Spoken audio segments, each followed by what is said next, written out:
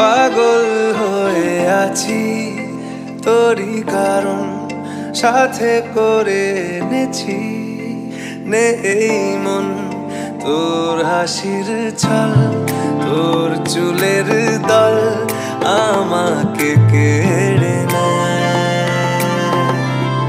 তোর চোখের ঝিল জানি বেরোনো মুশকিল মানি তাও পারি না যে এগিয়ে গিয়েছে আমারই দুটো পা তোকে আকার দেখার লুকিয়ে কি মজা